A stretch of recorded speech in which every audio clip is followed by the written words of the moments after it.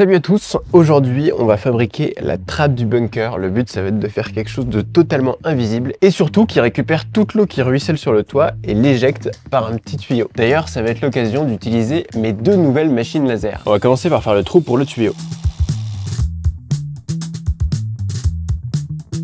Je fais un peu de colle époxy pour sceller le tuyau de l'autre côté et le rendre étanche.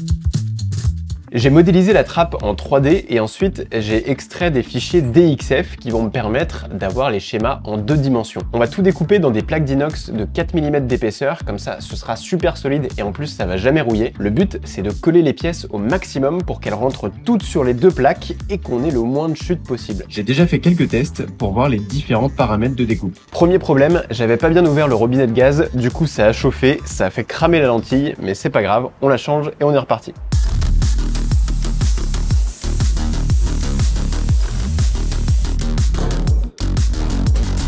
Deuxième problème, j'ai un peu fait le rat parce que l'inox ça coûte très cher, donc j'ai serré mes pièces au maximum sur la plaque et sur le bord on n'avait pas une marge suffisante pour que la machine détecte qu'il y avait effectivement une plaque. Du coup j'ai été obligé de mettre un petit morceau de métal à la main pour que la machine commence à couper. C'est un peu dangereux et je vous le déconseille, mais en tout cas ça marche. La découpe de métal est vraiment parfaite, sauf que j'ai des gouttes de métal en dessous. C'est tout à fait normal, j'ai pas assez de pression d'azote pour couper des plaques d'inox de 4 mm d'épaisseur, donc j'ai recommandé un détendeur qui va au-delà de 10 bars. En attendant j'ai été obligé de faire des concessions, soit j'ai pas de bavure mais j'ai des bords qui sont pas très lisses, soit j'ai des bords lisses et j'ai des bavures, c'est ce que j'ai choisi parce que ça s'enlève facilement. Voilà toutes les pièces découpées et sur certaines j'ai fait des gravures pour voir exactement à quel endroit les souder les unes sur les autres. J'ai dû poncer un peu les côtés des carrelages parce que ça rentre pas parfaitement.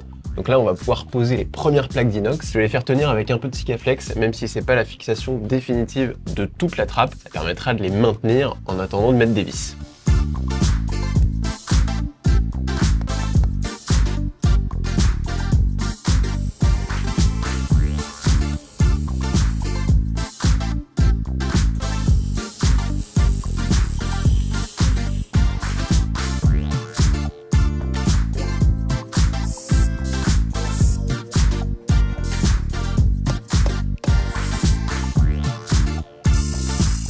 On va fixer le cadre qu'on vient de faire avec des chevilles et des vis.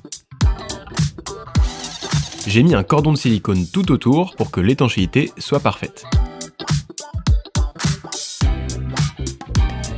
On soude la dernière partie, c'est-à-dire le couvercle.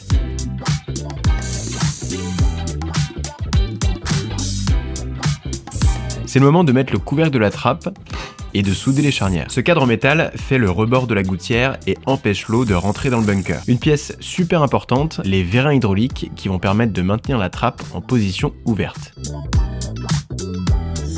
J'ai taraudé 3 trous pour fixer la première partie de la serrure électronique.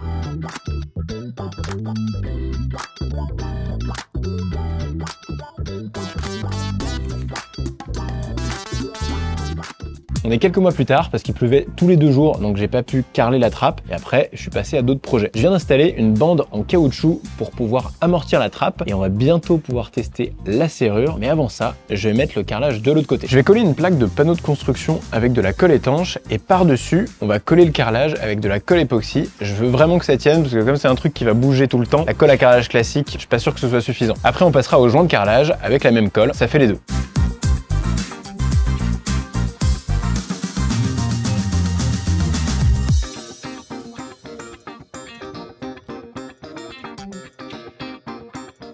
C'est magnifique, on a vraiment quelque chose qui se fond dans la terrasse. Bon, à certains endroits, le trou est un peu plus large, mais c'est assez discret. Maintenant, on va tester le système de gouttière pour voir si l'eau est bien redirigée dans les plantes par le petit tuyau. Forcément, vous allez vous demander, mais comment on ouvre la trappe? Et pour ça, j'ai fabriqué des petites clés avec mon laser. Je suis un peu amusé sur le style et ça va nous permettre d'attraper l'encoche de la trappe. Bon, évidemment, je mets un petit coup de télécommande pour déverrouiller la serrure et là, on peut tirer.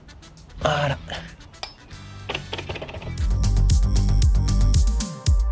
Et à l'intérieur, soit j'utilise la télécommande et je peux verrouiller, ou alors je peux verrouiller et déverrouiller avec les boutons. Si vraiment il y avait une panne et que j'étais enfermé, peux toujours déverrouiller avec un petit taquet physique, donc au moins je suis sûr de pas rester bloqué. Pour ceux qui se demandent, il n'y a pas trop de risque parce que sur ce genre de serrure, il y a 2 compartiments à piles. Quand il n'y a plus de piles du tout, la serrure s'ouvre toute seule et il y a aussi 2 moteurs au cas où il y en a un qui casse. Après, je vous le conseille pas forcément pour une trappe au plafond parce que j'ai l'impression que si on la ferme trop brusquement, les piles peuvent se déconnecter. À part ça, mon système de gouttière fonctionne super bien et je suis trop content parce que cette trappe, c'était le premier gros projet que je faisais sur mon laser. Allez, salut, je vous tiendrai au courant.